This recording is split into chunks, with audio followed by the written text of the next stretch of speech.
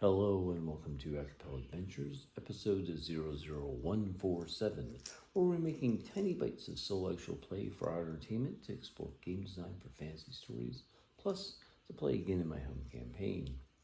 It's like raw cookie dough for the role-playing mind. Brought to you every Monday, Wednesday, Friday by my hobby, turningdice.com. Our characters are Igor Steinmann, a Russo-German themed Dwarven Mercenary Bodyguard character. We have a human Techno-Artificer, and Wyesley, a human Sower of Chaos. They also have a couple of allies with them that aren't really interacting very much, but we can add in that they found allies and enemies in quests aplenty, and are now headed into the foray of the unknown dungeon.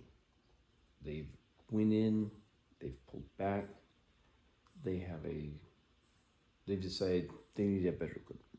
They're just not prepared for the situation. They need some heavier gear.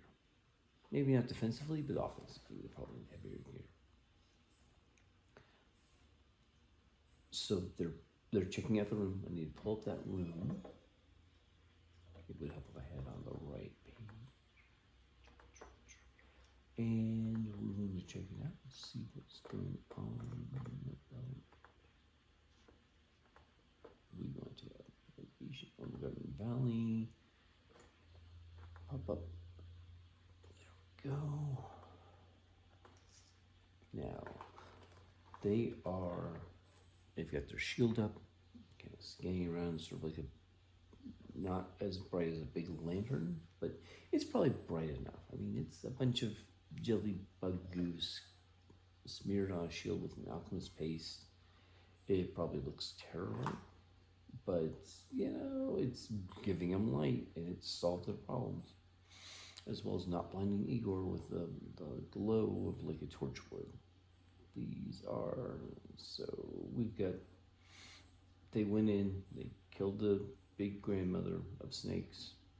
She was wearing a thin silver web diadem set with 5 small gems,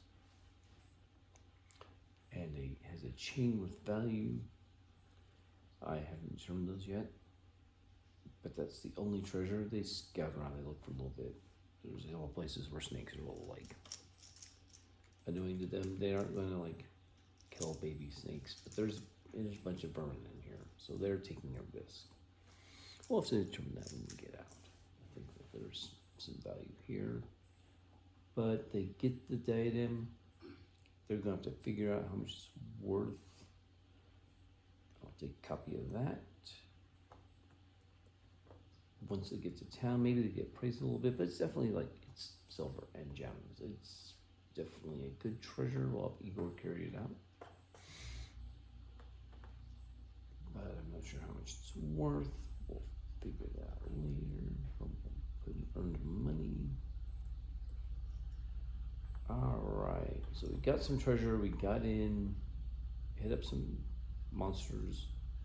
It's just going to be harder next time they come in, though. That's all there is to it. But they leave. They got other things to do.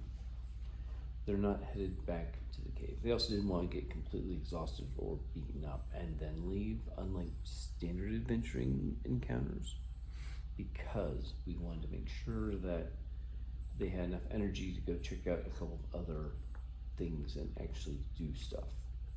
They take a look at the time. I'd say maybe a solid hour has passed. They searched a couple of rooms, didn't find much of anything, got one treasure, got out. It's a start. It's not the greatest start in the world, but it's a start. Now, they have a couple of things. They need to check on a mill wheel, and Igor recalled a potential treasure that's relatively unguarded that I think will be interesting. Let's go look at the mill wheel. Now, the mill wheel is large. It's turning a turbine. It's on the other side of the valley, so they pull out, go around and in to take a look at it. There's a potential chance for an encounter. Let's see, who's the worst at stealth? It might be Mac. I want to see who's the worst, because when you're rolling for situations like this, he's got 0 finesse, probably a stealth of not great. Small arm, social software, spirit control, stealth. He's got 2 stealth. Igor's probably suffering a penalty from his armor, which is true. It's -4. But he's got finesse of 3, so, and a stealth probably 2, so he's actually plus, no, stealth of 5. This guy's sneaky as all get out. Oh yeah, he's a big thing. So where are we at? We're at, let's see, 8 -4, so he's at +4. He's actually better than Mac. And Wyesley's gonna be the best, so I'm not too worried about that. He's probably at +8 without the -4 from armor. That probably means Max, Igor, let's see, yeah, Max the worst. So it's just +2. They're trying to sneak around and get a look at the middle wheel without attracting any attention. Let's see how well they do. Not good.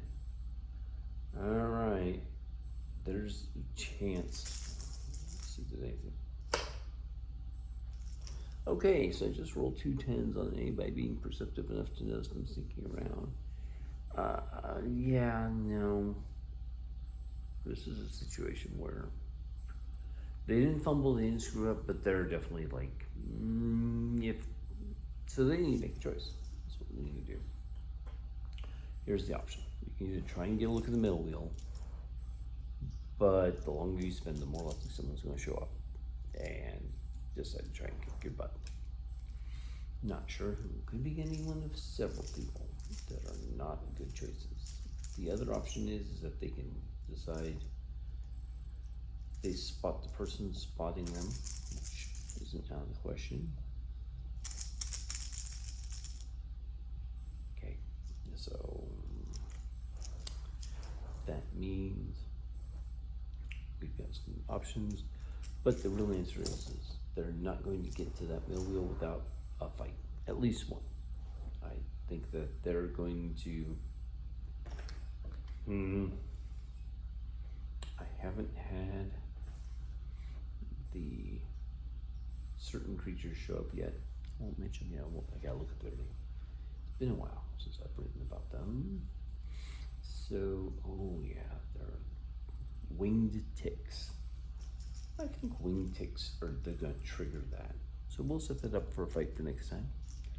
Talk to you later. Have fun. Bye-bye.